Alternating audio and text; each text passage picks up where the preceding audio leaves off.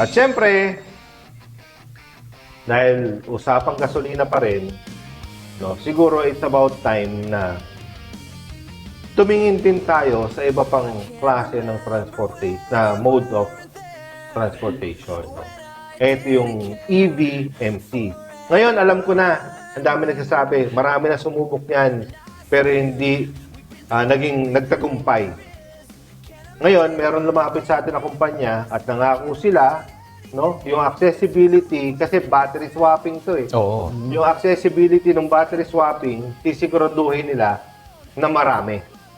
So, hindi ka problema pag naglobat ka, pupunta ka lang doon, may mga gasoline stations din eh. Pwede ka mag-swap ng baterya, mas mabilis pa kaysa magpagasolina ka. Ayun, swapping. Tsaka hindi naman na kailangan mag-charge. Oo. Para sa mga ano natin, sir, mga katropa natin, EV is electronic vehicle. Electric Electric vehicle, motorcycle, EVMC. So, ipapilot natin, sisimulan natin ngayon yan, no? Susubukan natin kung gaano ka-effective. So, once na mangyari to, lalong-lalo na siguro yung mga malakas bumakbak dyan, mas lalaki kita. Mawawala ng fuel cost. No? Hindi ka na kailangan pa mag-gasolina. Pero lahat ng yan, siyempre, kinakailangan dumaan sa masusing pag-aaral dahil siyempre kinakailangan mas matimbang yung maaaring makuha nating advantage dito kaysa sa mga disadvantage. Yes. No?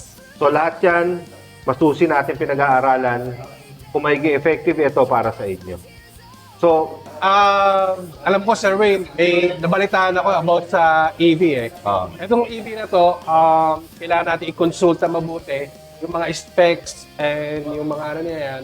Kung ito ay pwede sa mga national road dahil may mga implementation kasi na yung mga EV is pinagbabawalan sa mga national road. Kaya make sure din natin itong EV na model is talagang pwede sa lahat ng mga kalsada dito sa Metro Manila. Yes, in short, hindi pa siya na pa-final, pero ginagawan po natin ng paraan para at least maipasok natin sa MC Taxi. And even yung company po mismo, naglalakad din sa government natin, inaasikaso po yan.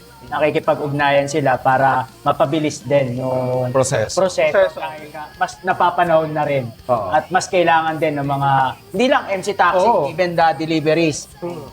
Kailangan kung mapapansin ninyo sa GrabCar, meron na rin. Oo, mga EV, diba? Why not nagawin natin sa two wheels and MI? Tsaka ito yung test natin, Sir Wayne, Kuya Rich and Kuya Ryan. Nakarehistro. May plate number. Ibig sabihin, may official receipt at certificate of registration. Kulay green. Parang hybrid. Wow. kulay green, walang coding. Walang coding. Abangan natin yun. Abangan niya yan. Abangan.